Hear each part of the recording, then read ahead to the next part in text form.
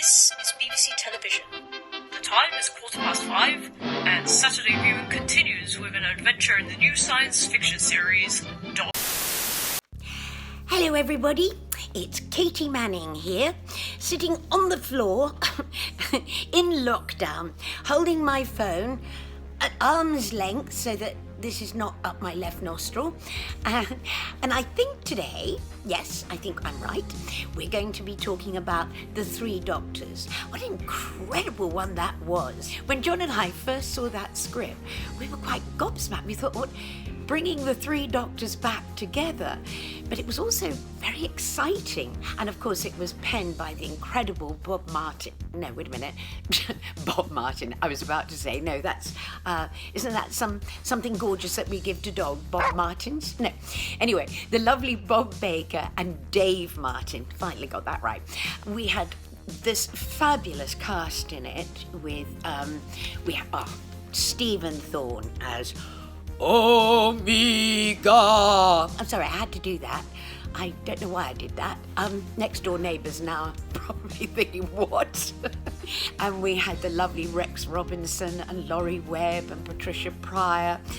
And it really felt, and absolutely the Nick Courtney, our darling, much beloved Nick, and John Levine. We have to remember the absolutely wonderful little darling Lenny Mayne. I mean, he was the perfect director for this particular thing. And this was going to be very interesting, especially as the wonderful William Hartnell sadly was very, very ill at this point, and he had to be shot separately. But he still had this incredible strength, didn't he? And that sort of magic quality that all the actors bring to the Doctor. But he was the very first one. It was the sort of, the footprint, the very first footprint for the Doctor, if you like.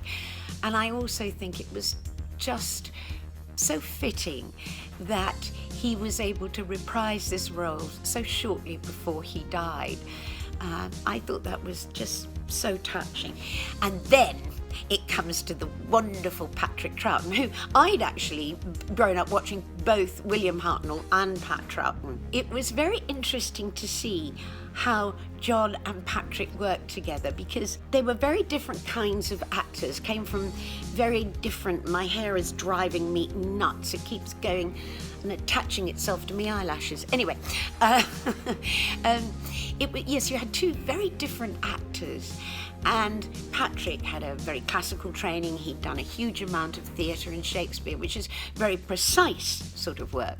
And not that comedy isn't, but John had this incredible ability to just improvise and he was a great raconteur. He was the most superb voice man. His characters were just brilliant. Another thing I'd grown up was, of course, hearing him on the radio. So he'd had a very different kind of background. He hadn't done any what I call kind of, if you pardon the expression, straight acting before.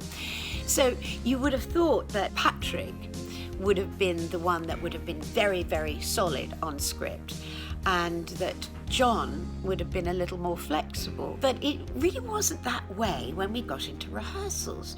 You had these two wonderful actors who had this playing the same characters. There was a little bit of sniffing around each other, if you know what I mean, a little bit of, standing up, my role. And of course, it turned out that Patrick, with a twinkle in his eye always, was a little bit more flexible with the script. John liked everything to be extremely precise. And so it was quite difficult for John to begin with, because Patrick would come up with something and John would turn around and say, well, if I don't know what you're going to say and I don't know what the cue is going to be, how can I, So we had about 20 minutes of this. And then slowly you watch these two magnificent men find exactly the right place to work together. And after that, it was just delicious to watch them. And the outcome which you see on the screen is brilliant. And they became the very, very best of friends. It was wonderful. It really was. It was an absolute pleasure to have been part of that. Well, then, of course, as I say, we had a wonderful cast with Rex Robinson, Patricia Pryor.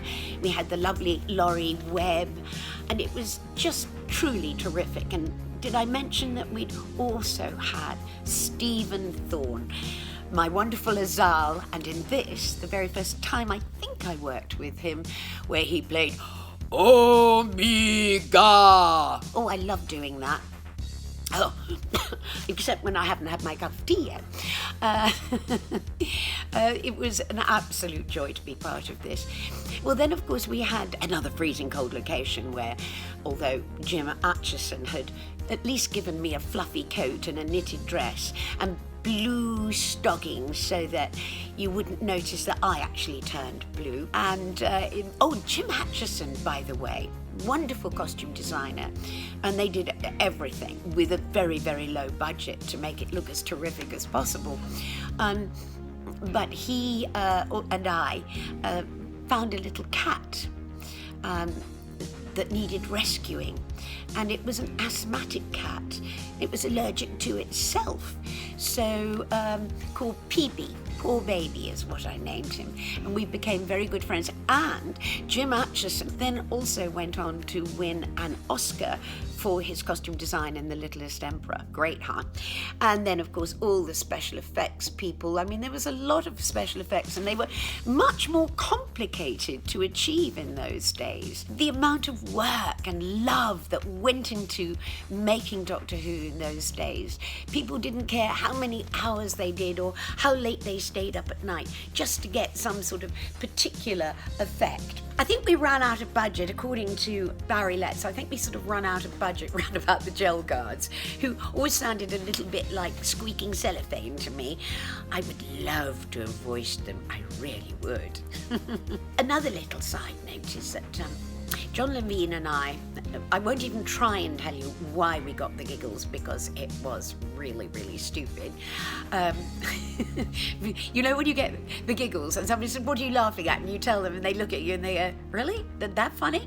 Well, whatever this was, and of course there was a little tiny teensy weensy bit of tension to begin with Pat and John, and somehow we just got the giggles really, really badly.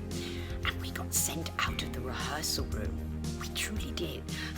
Of course, then we came back in and it started again. So we weren't just sent out once, we were sent out twice. I mean, it's so bad. But that happens. And I am one of those sort of people. When I used to get into trouble, I always used to giggle. I don't know why, but that's the way it is. Anyway, it was absolutely an extraordinary time with wonderful actors. Of course, the freezing cold location.